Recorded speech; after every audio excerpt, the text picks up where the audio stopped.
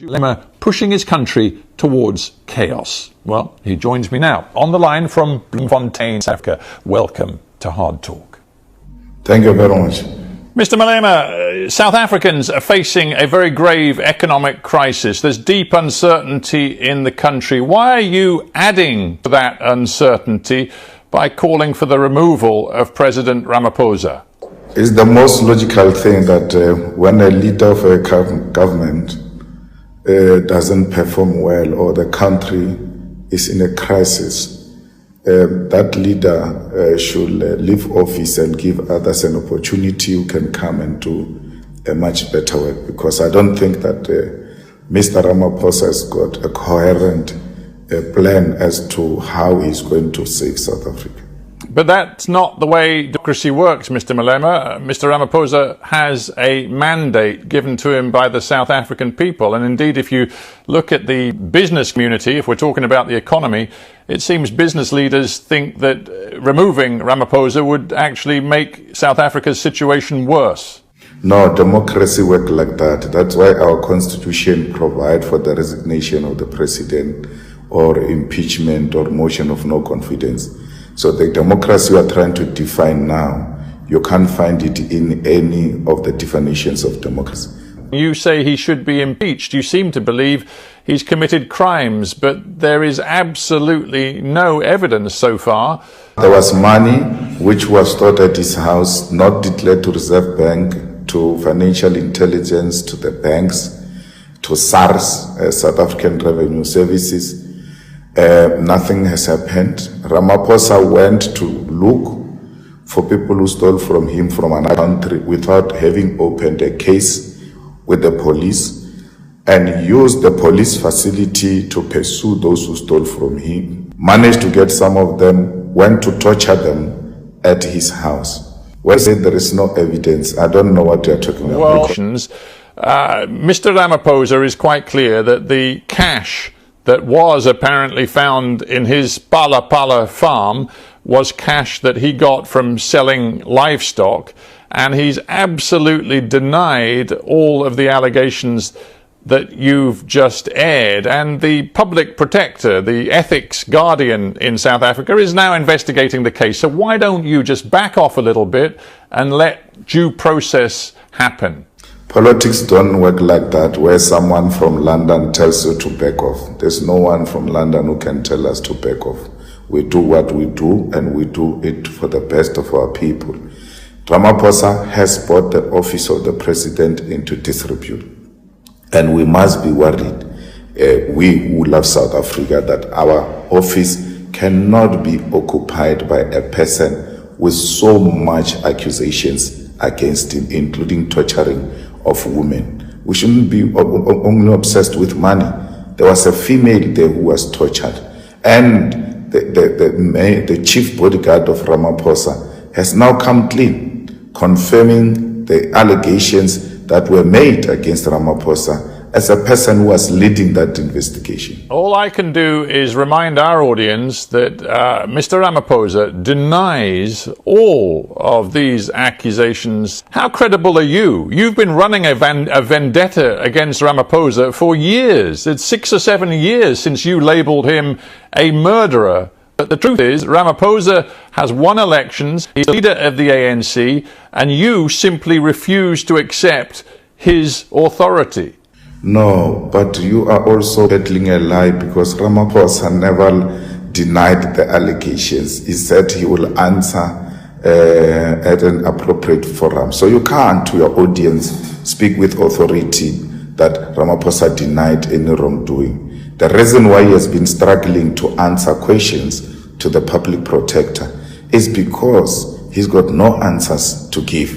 You can't quote Ramaphosa here on Hard Talk, where he says, I vehemently deny the allegations. He says, I will cooperate with the investigation authorities. He has never denied that there was something that went wrong. We still want answers from what happened in Marikana, because he called for let's not in Marikana. Let's not go back to the Marikana mines incident, because you had your say on that many times over many years. Let us focus on what is happening to the people of South Africa today. You've got an unemployment rate at a record well over 30%. You've got hunger across the nation. There are people in your nation who are facing starvation. And you, because of your politicking right now, are calling for, quote, a national shutdown. You either want to bring the country to a halt. How is that? If you have not been part of picket lines, you will never know how important picket lines are. In South Africa, we are where we are today because we've always opted for picket lines. And now we have a crisis with a government that is not held accountable, with a president that thinks he's above the law because he enjoys the protection of the capitalist white media. So the only thing we have is ourselves. We are going to bring our bodies to the streets and demand that Ramaphosa must resign, and that the new president must look into the cost of living, including working on finding us a possible reasonable oil, which will ease our pain, because our problem starts with the price of oil in South Africa.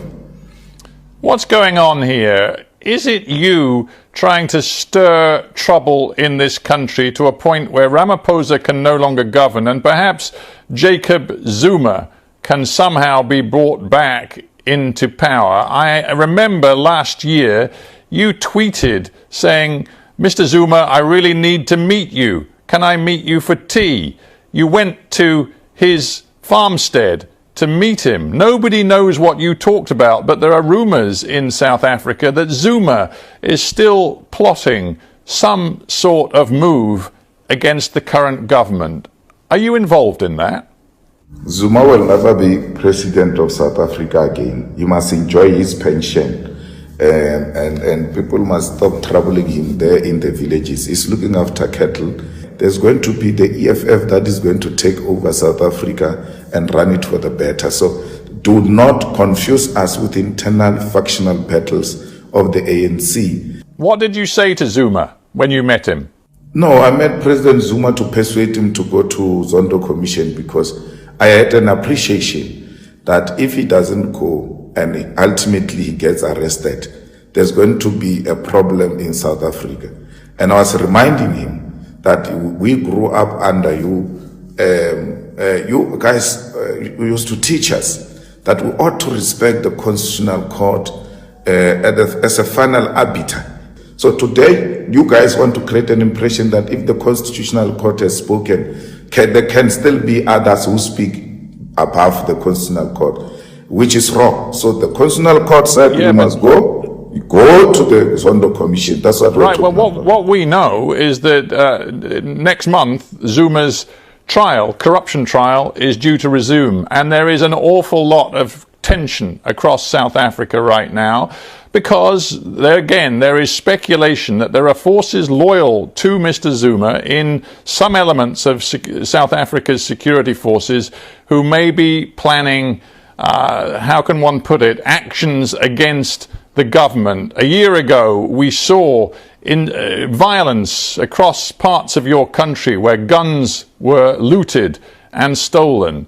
Do you fear that insurrection is a possibility in the coming months as tension rises around the Zuma trial? Firstly, there were no guns which were looted ever in South Africa during the July unrest. So it's incorrect to say there were guns looted. People looted the most basic things because of the levels of poverty in South Africa. So the peddling of guns being looted is an imagination. That's not true. Containers of weapons disappeared in Durban. You know it as well as I do. It was widely reported. No. But there was no looting of guns. If container is missing, something else. Because looting will mean that there was different areas that it was happening in July where people were looting guns. There was no such a thing. It's an isolated incident of a container, and therefore it must not be conclusively that there was looting of guns in South Africa. There was a problem with one container. I'm here. There were no guns that were looted except that container that we are speaking right, about. But you haven't actually answered my question. Do you think violent insurrection is a possibility? You, for years, have called yourself a revolutionary. You've quoted revolutionary leaders who ultimately say violence has to be the solution if politicians will not listen. So I'm just wondering right now whether you think South Africa faces serious political violence. Not for Zuma. There can't be any violence because Zuma is going on trial. That is not going to happen. The violence that is going to happen in South Africa is because the elite is disappearing and that the poor are becoming more poorer, and therefore there's going to be something like that looks like an Arab Spring. One day we're going to wake up with very angry people who are not going to be reasonable if there is no immediate intervention to try and help with the social conditions of our people in South Africa. You, of course. But for Zuma, it can't be. There won't be any violence for Zuma. He's going to go to trial, whether he likes it or not, and the judge will take a decision about that. You, of course, have been convicted of hate speech in the past. There was, of course, the whole trial about your use of the Kill the Boer song, which you were responsible and your supporters were responsible for airing many times, and which in the end the courts convicted you of hate speech for using. You actually face new allegations of using hate speech toward white people in the last few months. Do you think that you are responsible for some of the rising tensions in your country today? If I was responsible for rising tensions in my country today, what you see is picnic. It could have been worse than that if I was commanding it. I've engaged in democratic ways of trying to resolve problems in South Africa.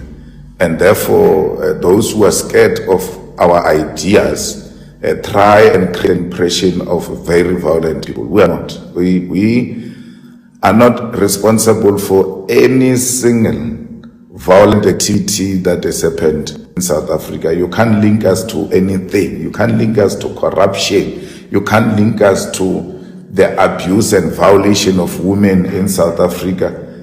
But there is always this attempt to want to project us as being unreasonable people, but at the end of the day, when you break things down, you will never see the EFF like that. Yeah, if you are so reasonable, why are you still using this language of race hate? You, as recently as February of this year, were cross-examined by AfriForum, an advocate working for them, the representative of one of the white communities in South Africa.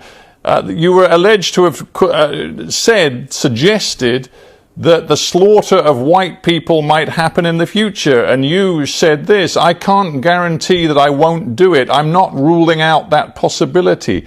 Why do you continue to use this sort of language? No, but you want to deny me a right to analyze society and give my own perception of what could be a possible outcome. When the unled revolution comes in South Africa, the first target is going to be white people, because they are the ones who've got the means.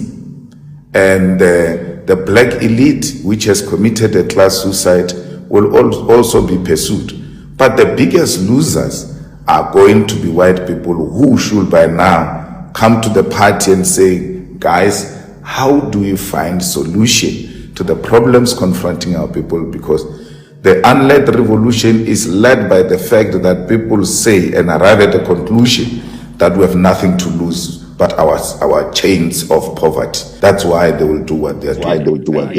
And it just strikes me it's very useful. It's very useful for you to continue to use this language of race confrontation, when in fact, if you're talking about inequality and poverty, you, Julius Malema, are arguably part of the problem. Your party gets massive donations from a white man who runs a tobacco company. You accuse others of being in the pocket of white capitalists. You do business with white capitalists yourself. And also, you make a point of declaring how many luxury holidays and nice cars you have had. You are one of the elite, are you not? No, but you are lying. You see, your problem, you lie a lot and then ask a small question. You are a liar. You are a liar. Yeah, there's no EFF that gets a lot of money from a white man who is in cigarette. That man donated once when we're forming the EFF, and that's what is actually paining all of you. So it's a lie. We're not getting any money from any white person to run the EFF. I am an elite. When the masses come to attack all of us, I will also be part of the people who are attacked by these masses on the ground, because they will accuse us of having abandoned them in squalor and joined the palace politics. But we're trying everything in our power to say to them, we are fighting for you to get a better life. It's not an easy thing, and our people know the leaders who are trying to make sure that things are equal. So what are you really offering the poor people of South Africa, those who are unemployed, those who are struggling for food? Your message doesn't seem to have changed. You want massive nationalization of resources, particularly white-owned resources. Well, right now we see that the nationalized energy company Eskom is completely failing the people of South Africa, so nationalization doesn't seem to work. You also argue for expropriation of white land with no compensation, and yet your party actually voted against it. So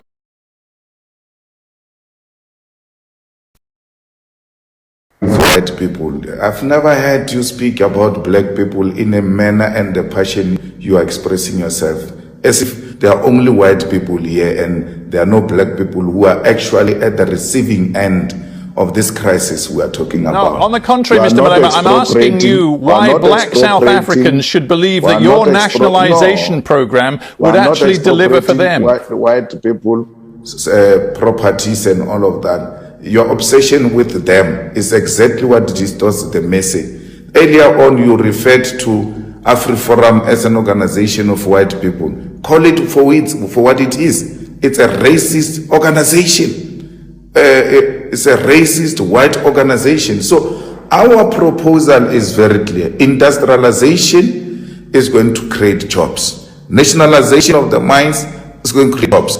The nationalization of the land, expropriated without compensation, and the state becoming the custodian of the land, will give a lot of our people access to the ownership of the land, and they can use the land to sustain themselves with the help of the state.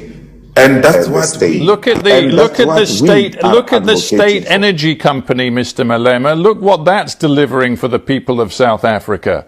But let's look at also the private companies that are falling in South Africa. Why do you want to create an impression that the state companies are failing? The ANC is failing Eskom so that it can sell Eskom. You first make it look like it's not working, so that by the time you come to sell, everybody is so annoyed with Eskom and agrees to the nonsensical selling of state-owned enterprises.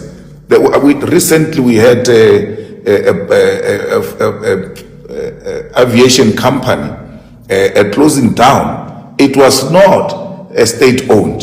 And then you take the state-owned aviation company, you say, no, let's privatize it because the state can't run it. As if when it's run by private sector, that it does a good job. It's not true. Right, just one point of detail, Mr. Malema.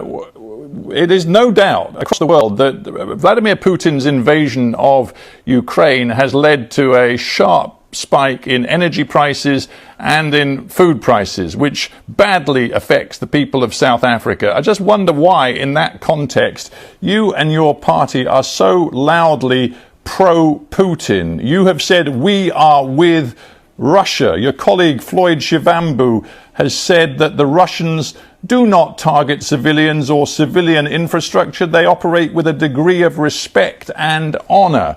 What's going on? We are with Russia, and we are actually encouraging our government to work with Russia and to work with BRICS to try and find solutions to these problems we're confronted with. The Russians were there for us when it was not fashionable to do so, and we make no apology about our association with Russia. A crisis point is facing South Africa. Do you believe that the monopoly on power of the ANC is about to come to an end? And if it is, are you prepared to work with the biggest opposition party, the Democratic Alliance, to bring the ANC's rule to an end? Well, the EFF will bring the ANC's rule to an end, and our strategy as we are about to collapse this big elephant is not to consider who else to work with. We want to take down the ANC, and we're doing exactly that. But you've got a decision to make, because you only get 10% of the vote in elections. The Democratic Alliance get twice that. So you've got to either build a coalition with other opposition elements, or you are never going to get anywhere near power. I didn't know on the other side you are a fortune teller. I thought you were a journalist, because you can't tell what's going to happen in 2024. Only us who are involved in this work will tell you that the EFF is going to win 2024 elections and will not need the racist DA.